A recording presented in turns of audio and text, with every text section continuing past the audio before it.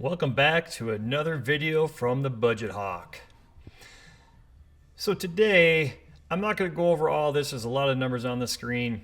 I'm just going to go over this real quick and kind of show you my cushioning system. I call it a cushioning system. Now this isn't, I didn't think up something new, I don't think, but I came up with it. I'm sure there's other people that have, but this helps me to have extra money. And I'll explain that to you as we go along here. So it's just it's a simple budget.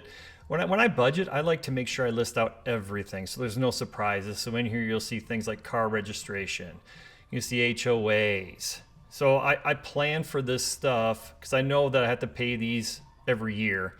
Credit card yearly fees, I know I have to pay that every year. So I just take whatever those credit card yearly fees are, I divide it by 12, and then I budget for it each month.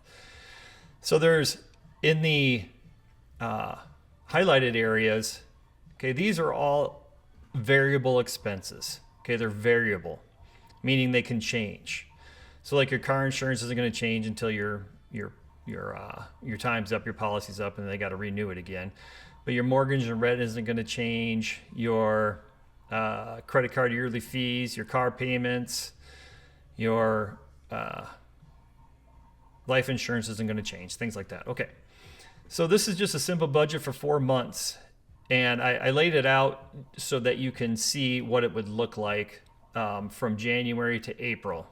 Okay, so the budgeted part is we take our income, which is 8,995, and then we budget all that out. Okay, let me come down here real quick too. I have credit cards. If you have debt, down here is where you'd put the debt, but there's no debt in this one, so everything goes into savings or investments or debt payoff. Okay, so this will be for investments. Okay, so all of that 8,995 matches up. So we budgeted all of our money out. Our outflows is as we spend throughout the month, we are going to add up all of our expenditures and put it in one of our categories. That's all this is. So if I go to the grocery store and I buy groceries, say I spend $250 worth of groceries, I'll put that in here. I go next week, I spend another $250, I go here. Okay? So all this is just the adding up of all of our expenses and categorizing all of our expenses. That's what this outflows category is. And then what's available is what's left over from each category. So you notice in some in here, there's not going to be any left over because that's what the mortgage is. It's 15 and 10. You can see here we budgeted for it. It came out and there's nothing available. There's nothing left over.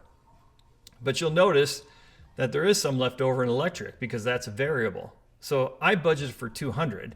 So I like to budget for 200 because if you take the average of your bills across a year, you can see how much you would need to budget so you can cover the ups and downs. See, one month it was 121, then it was 131, then it was 128, then it was 134, and then it'll go up as you get into summer, that kind of thing. Same with natural gas, it's variable. Same with water, it's variable. Groceries is variable. We budget for, this is a budget for $1,700, but you may not spend that much, or you may go over. So you'll see down here, there's nothing there because that's the exact payment. Here we have subscriptions. So this is interesting because we have subscriptions. We only spent 26. That's because of Netflix. But Costco, Amazon, etc., some of these are going to be yearly fees.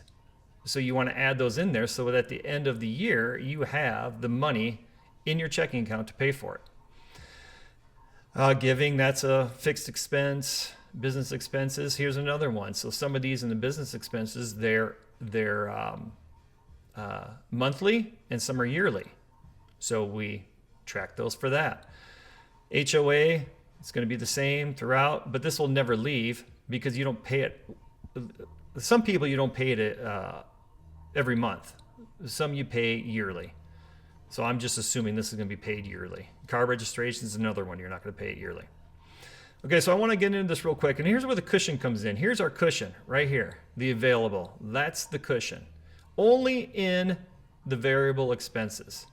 So if it's not in the highlighted area, you cannot touch that money. That money has to stay in there because it's for your yearly fees or something you pay one time a year or twice a year. Okay? So here's where the cushion comes in. notice there's a tremendous amount of cushion. Even over here, all the way down to the kids' sports. All of this, even though there's money coming out, there's still money left over. So all this is money left over that's transferred over to the next month. Okay? Now, I don't budget with that money in there. I continue with the same budget I had in January. I continue with in February. And I go down. See, life, we want to budget as accurately as we can, yet we want to leave room for life to happen, because life doesn't care about your plans. It doesn't care about you. Okay, so we have to care about ourselves and our finances. And so that's where I built in this cushion to be able to withstand life when it comes at us. So if we go over here, everything's budgeted the same. I budget the same amount. And obviously if some prices go up, you would fix what you're budgeting for. If your insurance renews, your car insurance renews and it goes up or it goes down, well, you're gonna account for that. And then you'll put whatever, let's say it's $550 at that point. So you're going to take $31 and you're going to allocate it somewhere else. Or if you're not going to allocate it, you're going to put it down to here in your savings. Okay. So we're going to go through, and I'm just going to show you, if you look at some of these, so what was budgeted for and what was spent, there's $79 left over. The next month, what was budgeted and what was spent, $131. That leaves a total of $148. When you roll over into March, you're going to have $348 in electric. Okay. So this bill is paid, so there's $220 available. So when you roll over into April, there's going to be $420 available. Does that make sense? So then you pay your bill and you have $286 available.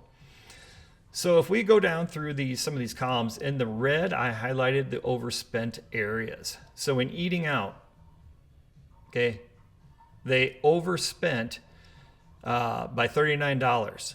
But because they didn't meet or they didn't spend what they budgeted for in January, there was $73 left over. Therefore, at the end of February, there's $34. You're plus $34.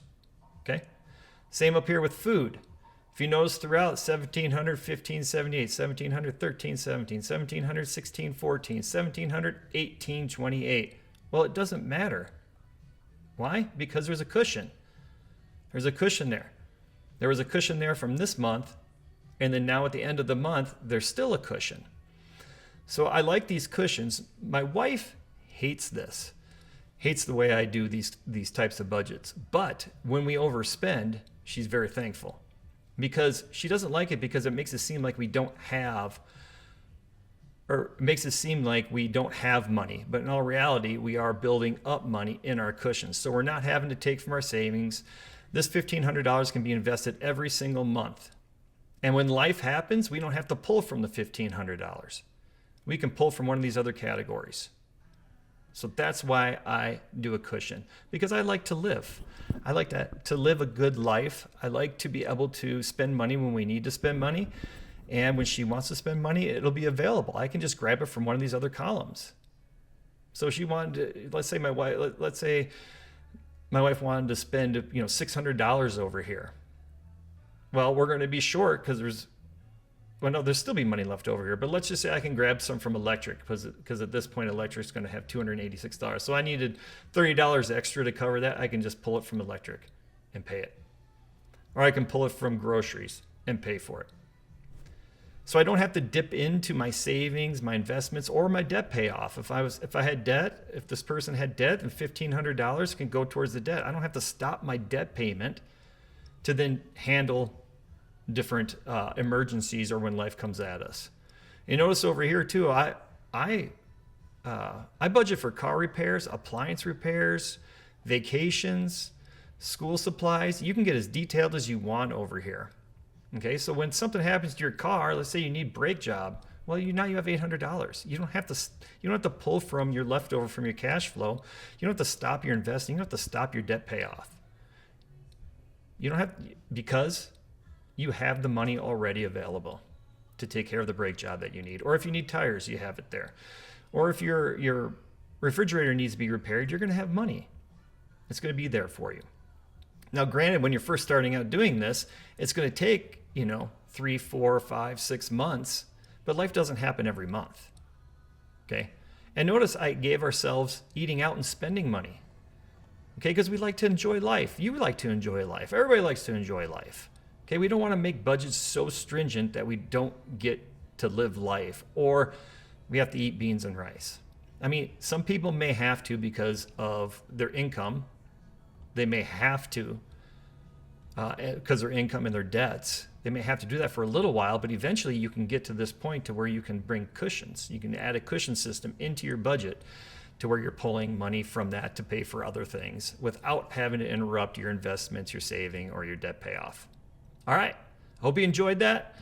Please like and subscribe. It really helps out. Just reach down there with your thumb if you're on your phone, your left thumb, and hit that little thumbs up. And I really appreciate you guys. Thank you.